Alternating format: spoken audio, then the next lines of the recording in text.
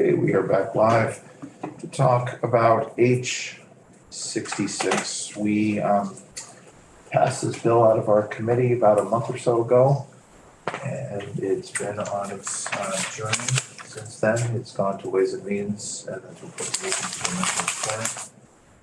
So Representative Demrow is here. He will be the floor reporter for the bill from Ways and Means, and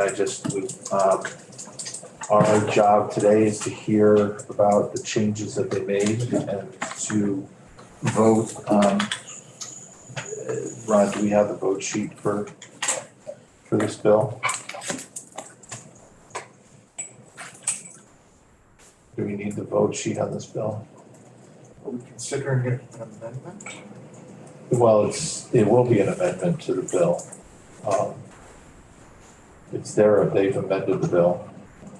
I don't have a document to reference. Okay. Don't we have a vote tally sheet? We have what they passed out of committee. I have that bill. Right. I can simply name it that if you wish.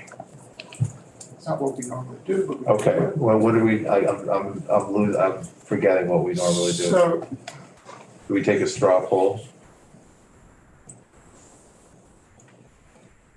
this is my understanding. We do a record of action for items that the committee can take action upon. The bill has left this committee, it's in their Right. committee. So they're coming in and speaking to us, and we're responding in an advisory. My understanding from Tucker that we only do records of action on things that we have control of.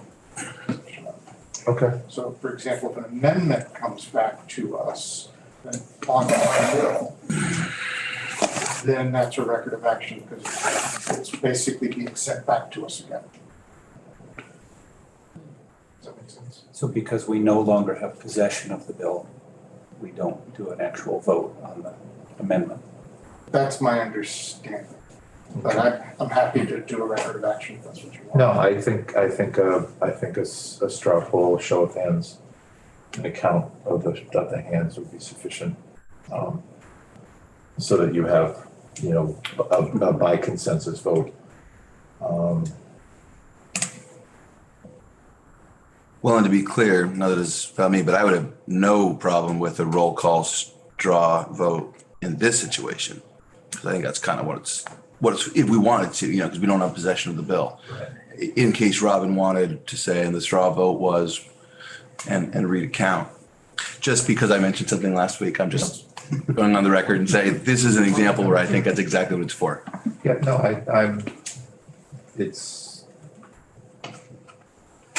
it makes me question, or just not question. We want to make sure we nail down what that protocol could be. So, but with that, while Ron is figuring that out, Damian Leonard is the attorney on this. He'll be up in shortly. He's working on an amendment to another bill. So, Representative Demrow, would you like to join us? Sure.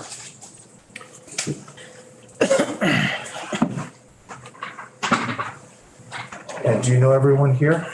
I think I do. All right, well, welcome to General and Housing. Thank you.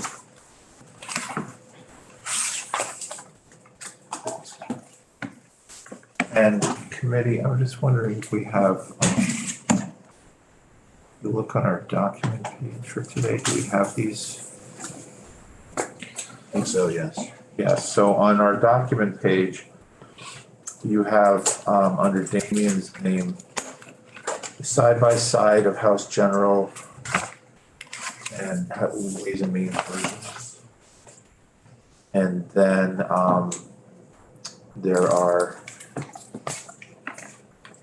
documents like that look like this. We're gonna just talk about the changes made between the two documents that I imagine we'll be working off of, and then a summary of, and the summary for House Ways and Means will look like this. It'll show the changes. Yeah. Comparatively speaking, and then,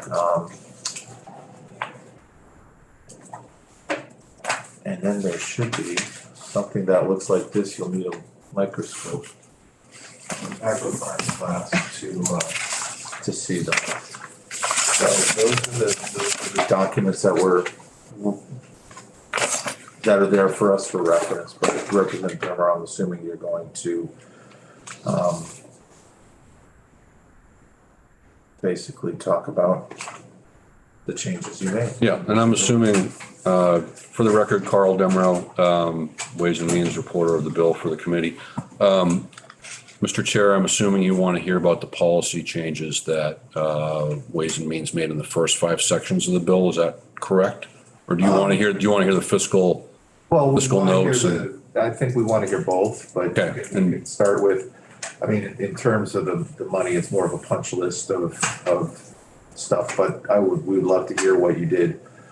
Sure. With the policy changes, Yep. but also implementation dates and. Yep. and, Great. changes in benefit, et cetera. Okay. So if you've got this document, you can sort of follow along with me. That's what I'm going to be running through. The first 5 sections of the bill, or first 4 really, are the original or the current law. So, and you all made some changes to that, and we all made some too. So the first one that I'm going to go over is we added definition of bereavement leave to the bill. We're offering a strike all amendment to the bill. And that can be found if you want to follow along with that, it's draft number 42 with Damien's initials on it. And that can be found on our web page under Damien if you go under witnesses.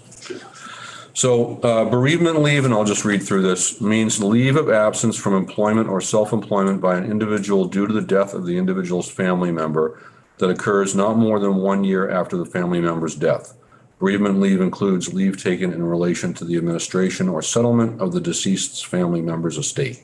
Leave taken in relation to the administration or settlement of the deceased family member's estate may occur more than 1 year after the family member's death. Okay? We also spelled out the definition of domestic partnership as well. I'll just go through that definition. Domestic partner means an individual with whom the employee has an enduring domestic relationship of a spousal nature, provided that the employee and the domestic partner, A, have a shared residence for at least 6 consecutive months, B, are at least 18 years of age, C, are not married to or considered a domestic partner of another individual, D, are not related by blood closer than would bar marriage under state law, and E, have agreed between themselves to be responsible for each other's welfare. Okay, so So is that existing law? Is that an existing definition? I think we spelled it out. Because this sounds almost like common law relationship, or what other states might call common law. Right, yeah. Okay. We amended the definition of employer to cover bereavement leave and qualifying exigency. Okay, and exigency means, again? Oh, let's see. We have a definition in here of that as well. That's the leave with the armed forces. Yeah, so that's actually defined under federal code. So qualifying exigency, it's a hard word to say, isn't it? Qualifying exigency means a qualifying exigency identified pursuant to 29 CFR 825 that is related to active duty service by a family member in the U.S. Armed Forces. Okay. So what you've done here, well, let me finish up because you have safe leave coming up next, right? Yeah.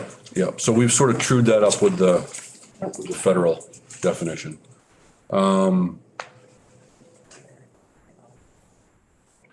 We added attendance at a hearing regarding an order against stalking or sexual assault to safe leave reasons.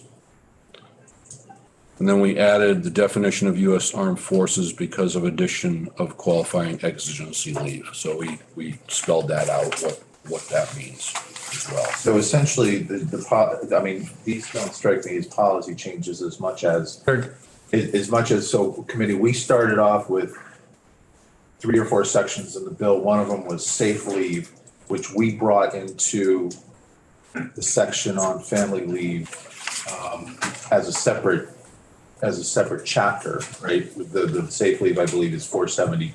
I'm sorry, the paid leave is 472, and then we were gonna add 472D, safe leave. And we had bereavement leave as well. And so what it sounds like that what it means is done is simply taken those definitions and those explanations of what those two different things are and brought them right into the existing, which was our intent. And so they were just bringing it directly into 472, codifying it right into that rather than having a separate section that redefines it. And so that to me sounds like what you guys did is just, did I get that right? Brought it into 471, so the definition piece, yeah. And the definition of domestic partner is this, we had referenced it, we said it means the same as in 1724-14, and you actually brought in the words. Right, rather yeah. than being referenced. Okay, I right. think some of this is stuff that you guys had wanted to do that maybe didn't quite get done before we passed it out. And Well, we Damien, took a position with Damien that he was just he was making cross references, and it sounds, which we were comfortable enough with because we heard them, but it sounds like you're codifying them right away, which is fine. okay, good. So we move on to 21 VSA 472 now, section 2. Okay. So we added leave for a qualifying exigency, maximum of 12 weeks, and bereavement leave, maximum of 2 weeks to existing family leave. The total combined leave cannot exceed 12 weeks per year. We added the death of a family member and a short notice qualifying exigencies to types of leave for which notice can be provided as soon as practicable. And then we added a list of documentation that may be provided for bereavement leave and qualifying exigency leave. Any questions on any of that? Okay, The documents for documentation of bereavement leave, were those moved? Was that an existing list that was moved, or did you add that? Do you remember? I'm sorry, Robin, what was it? What are you asking to? The definition, you have a definition, a list of documents Yes, for bereavement leave. And I'm just wondering if that was already in place somewhere in H66, or if that. no, I think we added that list. Just looking for it now. An employer may require an employee to provide documentation of the need for bereavement leave. An employee may provide any of the following forms of documentation: a death certificate, published obituary, or written notice, or verification of death, and then, or burial or memorial services from a mortuary, funeral home, burial society, crematorium, religious organization, or governmental agency. And then we've also laid that out for qualifying exigency, the documentation needed for that. Great. Okay, shall I continue? Please. All right. Section 3 amends VSA 472C. So this is a new section that repeals the language providing leave to attend hearing against stalking or sexual assault, because that's now covered under safe leave definition, section 1. Section 4 amends 21 VSA 471. This one, the effective date on this changes to 2026 when benefits become available. The other earlier 3 sections are all change as of July 1st this year with the new fiscal year. But section 4 amends the definition of employee so that employees who qualify for paid leave benefits are eligible for job protected leave. And it also changes the date. You had, in the version that you passed out, you had a effective date of October 1st, 2026, and we changed that to July 1st. Okay.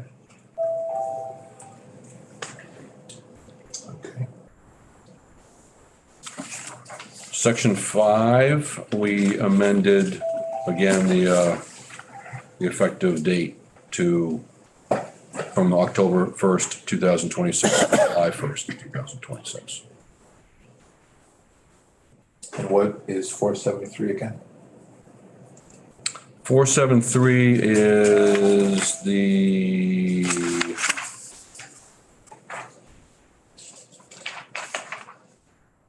we amended it to, so that defines leave. It's the section that defines leave.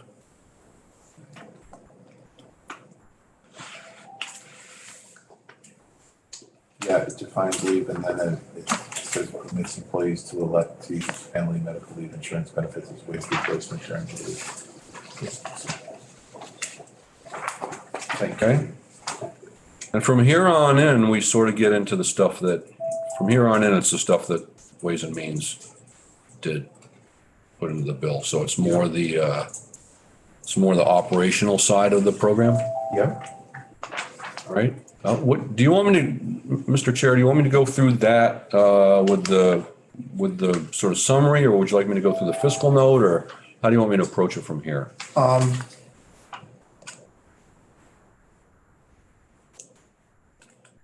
Happy to do it, however, whatever makes the most sense to you. Well, it's interesting because of course there's 2 pages or 3 pages of changes that are changes to the bill. But when I look at the side by side, there's not a ton of changes, but I think in terms of what the benefits are and what the rates were, et cetera. Right. No, if you could start just running through, starting with section 6. Sure. I think it might just be, I mean, we're pretty well versed in, you know, in the high, not the high level, highest level, but Yeah. pretty well versed in what we passed in terms of, we expected the Treasury to take this on. What we didn't have were set numbers. That's right. That's, you know, when you talk about how big the department would be and how much of an appropriation was approved, et cetera, we don't have that information. So if you want to just run through these, Sure. you know, that the program will do X, Y, and Z, and it'll be run by A, B, and C, you know, and let's see how we do with that. If that's the case, it might make more sense for me to run through the fiscal note, because that's where all those numbers are.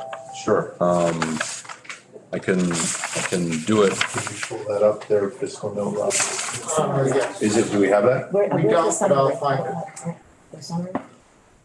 And there, The summary is under Damien's name on our document page. Which one are you looking for? Like this one here? Yes. If you go to the bill and look up the bill, there'll be a fiscal note with it. If you just look up like there are two, page 66. yeah, there are two fiscal notes. You want the one with the Ways and Means Amendment, because that's got the new numbers in it. Okay. But you're looking for something like that, right? Yeah. We'll take that one for now and Thank you. Do you not need it? I can get it on. Thank you. Fiscal note will look like this, and it'll say right here, as recommended by House Committee on Ways and Means. Thank you. Buddy, I'm sending it to you now. Thank you so much.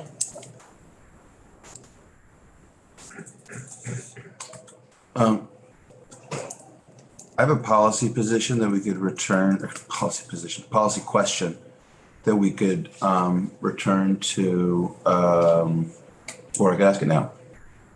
Should Why don't you go ahead and ask it? So, and this pertains, so the one policy change that I was kind of interested in is that our committee had pulled out the $25,000 exemption where payment or overpayment as it was originally deemed would be returned. We did hear, some testimony on that, to the fact that it was a relatively low amount and did we want to do it as a fixed amount or did we want to do it as the actual amount? I think ultimately we decided we didn't want to do it at all because, and speaking for myself now, why I thought that was important was because I think that this program is very robust and provides value all across the line. And it does provide value if you're paying under $25,000 just because of the nature of the program. I also feel like returning, since this is such a large percentage of the working population that makes under 25,000. This is quite a number of people that the tax commissioner now needs to give these, in some cases, $40 tax credits to annually. So it's a case for me of not being worth the squeeze. I know that you all didn't put back the policy language that we took out, but you created a new section that has the same effect, which is to create these two tax credits, one at $40,000, one at $40 and one at 70. I guess I'm just kind of curious what the rationale was there. Since it is, has a different effect than a different policy effect than what we were going for. And so that might be okay, but I'm curious in what the committee's take was on that. Well, so what we did was we added in a section 17 to the bill. And so that bill allows individuals with wages and self-employed income totaling less than $25,000 in a year to claim a refundable credit. And those earning between $15,000 and $25,000 a year can claim a flat refundable credit of $70. And those earning less than $15,000 a year can claim a flat refundable credit of $40. So, and I think that for us, it was really more wanting JFO to look at that and see what the impact was and It's about separate. $10.5 million, right? A year. 10.2. And so anyway, to me, it's a big cost. I question the administrative cost, and I guess JFO's probably got that in there, but I just wonder of that 10.2, how much is actually, how much is just kind of generating a lot of small refundable tax credits. So anyway, yeah, it's that's interesting. I appreciate the info for sure. I do think it's a good value for people, whether they're getting that money back or not. And when we had JFO run the numbers on the exclusion, it took things from 0.55 cents at the time down to 0.5 in their estimation, which we didn't change in the bill because it was a rate. But, that's nearly a 10% drop in the rate. So just wanted to go on the record that I still support the bill as this, but I would have preferred to not see that policy come back in the form of those tax credits. Just having deliberated on it and pulled it out. I think the bill was stronger without that. But, Okay. I do appreciate the explanation. For sure. Sure.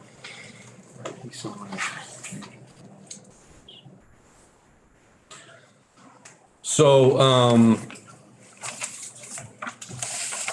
getting back to the fiscal note here, I guess we could sort of approach this two different ways. Why don't we, I'll post it. Yeah, go ahead. why don't we start with the fiscal impact side of it? And there were some more policy changes. We opted to go to 90% of wage replacement. Yeah, if you want to just go do a quick overview like that. Sure. And then go to, because we passed 100%. Yep. Up to 12 weeks plus the safe leave plus with bereavement leave and military. Yeah, we were more comfortable with that number once we had JFO. We were waiting for numbers back from the treasurer and from tax to see what the cost of administering the program would be. And that there was originally just a flat number of 20 million in there as an appropriation. Once we got those numbers, we began to pack out the other pieces of it. So that's why we went down to 90. And I can sort of run through where we went from there in terms of Sure. what those numbers looked like. Okay. And just as a reminder, committee, we did hear from JFO that going to 100% was actually because Social Security wouldn't be paid, I believe. FICA, so there would be like a 7.5% increase in salary at 100%, and so this is just getting it Taking that piece out as well. right. And so 90% would represent as close to 100% of take-home income after taxes. Yep. So that's we anticipate, or we heard from JFO about that. Okay. So, what we recommended in our our amendment for appropriations were to fund the reserve upfront with a one-time payment. And I understand that appropriations has changed the way that they want to do this, but what we had proposed was for fiscal year 2024 to have a $58.8 million transfer from the general fund to the Family and Medical Leave Insurance Special Fund. And that would fund the 6-month reserve. That's a due change too. We were doing a 9-month reserve. We went with a 6-month reserve after talking with a number of other programs around the country. And then we had, after we got the figures on administering the program, we proposed a $46.1 million reserve to the special fund for implementation. That would be for Treasury to get the program up and running. This was planned for fiscal year 2024, but it would cover fiscal years 2024, 25, and 26. Okay. And then a $6.5 million transfer from the general fund for the Department of Taxes. Same thing for 24, 25, and 26. And those are broken out more in the fiscal note. And so if you want to take a look on the fiscal note on page 4, it breaks out those costs per fiscal year per department. So for example, for Treasury in fiscal year 24 for personnel, they'd have costs of 1.4 million. In FY25, 2.3 million, and FY26, 4.4 million as we ramp up the program to implementation. Outreach budget of $250,000 for each of the 3 fiscal years there. Support of 2.1 million, 2.7, and then 2.2. An IT setup of 0 in fiscal year 24, and then 15 million in both fiscal year 25 and 26. And Treasury is estimating 40 to 50 FTEs with a FY27 cost of 7 million and ongoing IT cost of 4 million in FY27. For tax, it was 15 FTEs. They broke it out a little bit differently than Treasury did. And they have no costs at all for FY24, but in 25, they go to 800,000, almost 900,000 in payroll costs, and then 2 million in payroll costs for FY26. Can you get any kind of idea how many of those tax FTEs are related to those new tax credits? You mean the tax credits passed Section 17. last year? Oh, no. Didn't quite get that. 15 is just a lot of employees at tax. I didn't have it sent. I mean, we didn't get those numbers, but I just, does it break it out anywhere? Well, the payroll taxes get remitted to tax, and then the money would go from tax to the treasurer's office. So Understood, yeah. We're having 50 new people at treasurers and 15 at tax. I'm just not, it's just a big number. Treasurer's department would have the whole eligibility unit as well. No, understood. It's just 50 people is a lot, and then 65 is even more. I'm just trying to understand, anyway, specifically, I was trying to understand whether administering that tax credit was adding some of those 15 people. I can go back to Representative Elder and see if Yeah, I I mean, can find an answer. it's fine. It's just like the numbers at tax. I'm not understanding why there's 15 people at tax. Yeah. I can keep digging. The other thing, Representative Demero, we took testimony late last week when we were discussing the rental registry, and we were talking to the ADS about software and whatnot. And it's the way sometimes we don't understand as legislators sometimes what the administrative costs are for doing business. And I see here that there's a fee for space in the tax department, and that's really one of the things that the government does is it charges rent Right. to each of the departments. But I don't see One for Treasury. one for treasury, and also what I don't see, I see an ongoing IT cost. But, and I know that the tax department is made up of IT in so many different ways, but I don't see an additional cost there. Or is that because the ongoing IT costs generated through treasury would cover what the tax department needed? Well, tax only asked for, they're basically asking for upfront IT of 3 million in FY '25. They don't have anything after that. I think they're assuming that once their systems get up and running, they're good to go.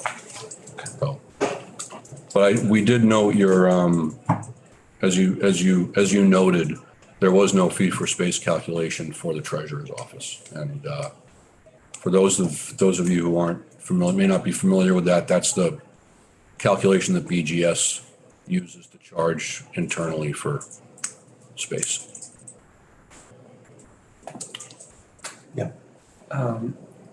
In this breakdown, I know we got a figure for ongoing costs of the program annually, Yeah, which was both operational costs and benefits. that's right. Yeah. Is there a breakdown of what were benefits and what were operational costs? Yes. So what JFO is estimating is that the payroll tax will generate 117.6 million to the paid family and medical leave special fund annually. About 13 million of that would be administrative costs. The rest would be benefits. So they're expecting somewhere in the high 90s, low $100 million figure for paid out benefits. Thank you. And that money that they're basing that on the 7.5% administrative as a rule, as an estimate, or is that the numbers that they got from tax and treasury? That's the numbers that they got from tax and from treasurer's office. Yeah.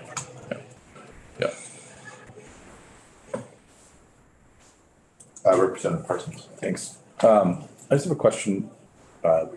Chair mentioned that they were in last week talking to us about IT setups and things like that. It was kind of the view from their end on that stuff. One of the things he had mentioned was pretty time-tested basis of whatever it costs to get your program going. Is it a fifth of that? Fifth, 20%, I think, yeah. I think it was 20% is gonna be your ongoing cost, and it's pretty simple math for them that's seems to be how it works for everything. I see that the IT setup. For IT or for Well, that's the running IT and the whole. labor?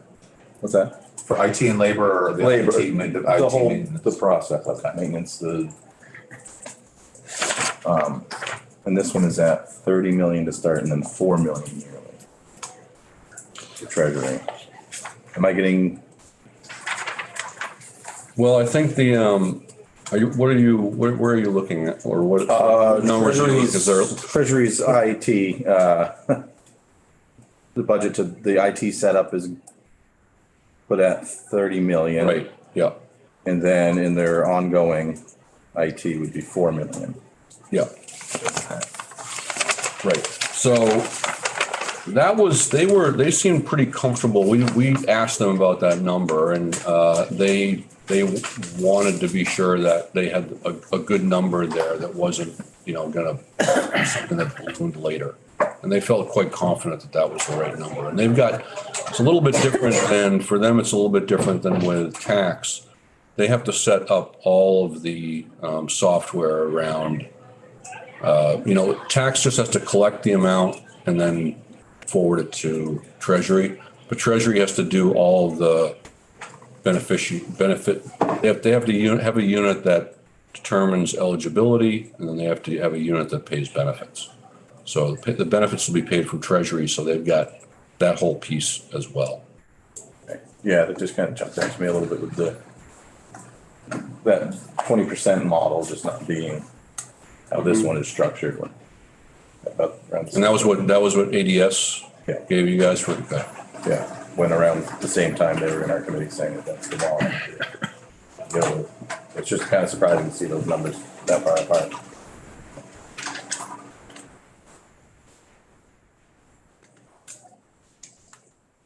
Okay, should we keep at it here? Yep. Let's see.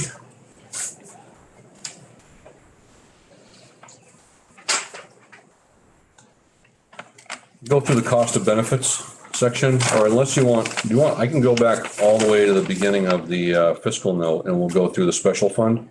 You want to do that? Okay. So the benefits would become available in fiscal year 2027. Okay, so July 1st, 2026. There's a change. That's a change, right? You had originally had October 1st. We wanted to make those benefits, we wanted to basically get the reserve in there. And once we heard from tax and treasury that they felt that they could be ready by that time, we thought these are benefits that would be good to have in the hands of Vermonters 4 months earlier. So that's why we went with the earlier date. Because the original 15 months was calculated on raising enough money That's right. for, so in essence, whether you buy down the pool or not, it's, we've accepted the fact that it'll take a couple of years to set up the software and the system. But what you're saying, it also is by going from 9 months of reserve to 6 months of reserve, you've cut some time out of the need to collect as well. Yeah, and by funding the reserve up front too. I mean, that's really the big one. Okay. We're basically raising half a year's worth of receipts with one appropriation. Okay. So just going through again, the operational costs. Office of the Treasurer is expected to have approximately 11 million in administrative costs in FY27, which will be the first year of administering the program. Department of Taxes, 2.4 million costs. JFO estimates benefit payments in FY27 would be 94.1 million. And JFO estimates that the refundable credit for individuals with earnings of less than $25,000 would be 10.2 million. Okay. The 0.55 cent payroll tax on wages up to 200% of the Social Security maximum is expected to generate 117.6 million in revenue for FY27. And that more than covers the cost of benefits and the cost of administration. And then we have the reserve piece in there. The 6 month of reserve funding will be paid for with a one-time appropriation from the general fund to the Family and Medical Leave Insurance Special Fund. This 58.8 million appropriation is equal to half of the estimated cost of the program in fiscal year 2027. Okay. So, I think that pretty much covers the administrative costs, the startup costs, and what JFO is projecting for benefits as the program starts up. I don't know if you mentioned this, but the allocation is no longer an advance payment on state employee contributions. That's right. Yes, I did not mention It's that. an allocation. It's just an allocation. Yep. Because that was, I think, just proved to be unworkable. Yep.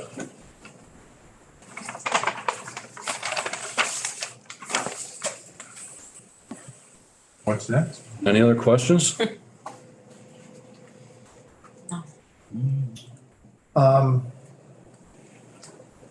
No, and you're in the position now of also like, we'll hear from appropriations eventually. Yes. As you will. So- Because I don't believe that they did what we had suggested. So bottom line, let's go back and we'll go ahead, Representative Ellis.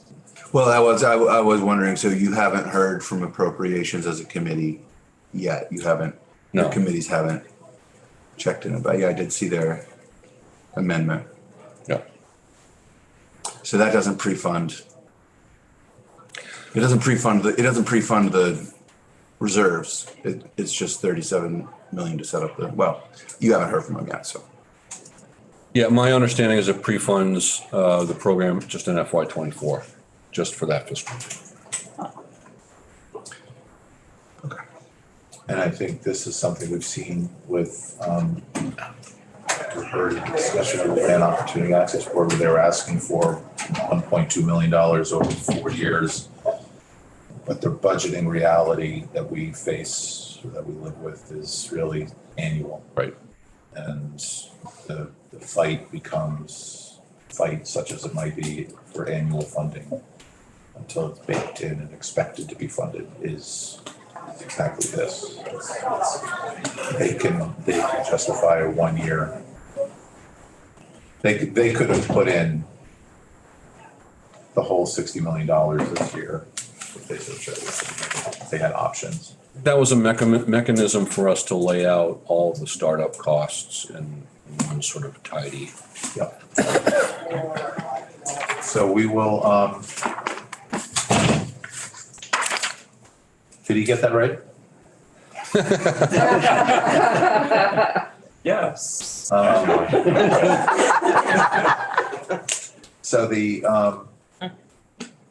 so committee, and based on even seeing what the side-by-side has, even though elements of policy have been shifted around, let's not talk about the implementation of the funding yet, but from the policy itself, which is for the PMFL and for adding in safe leave, et cetera, essentially Ways and Means didn't change the essence of the policies. They made some tweaks, they shifted things around, but in essence, they didn't change the policy that we worked on, who we wanted to be affected, how we wanted them to be affected. Moving the job protections down from 10 and 15 to 1, essentially, when this goes into effect in 3 years. So and then the other changes were in the money section. They got clearer information on the startup costs from the Department of the Treasury and the Tax Department, as we expected they would. They made their shot and almost for informational purposes about what it's going to take to implement the program over a 3-year period. And the Appropriations Committee, the final people to weigh in, just funded that proposal to 1 year.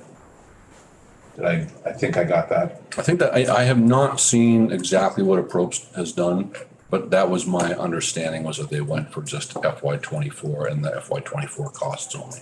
Sure. Which in essence. Don't quote me on that. No, but in essence, we'll see it too, but in essence, it's just saying one step at a time.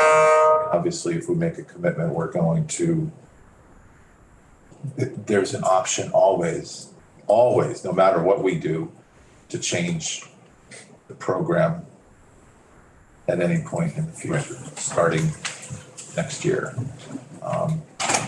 We can't be holding our legislature to the work that we do, which is a weird thing, but it's applicable to this budgeting out 4 years in advance or 3 years in advance. Or when we talk about improving or making changes, as we did earlier this morning with another bill, we have that permission to do that. And so the conversation will continue on the building of this program if it passes through all of its levels of passage. I think it's fair to say, Mr. Chair, that it was really just minor tweaks to some of your policy, adding in a few more definitions, changing the effective date, changing the benefit rate, and then the fiscal pieces. That's really pretty much it. Okay. All right. Any further questions for Representative Benro? Thank you. Thank you. Thank All you. right, thank you.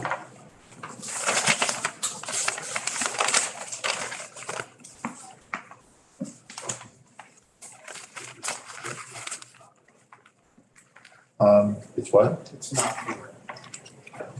Okay. So if we have,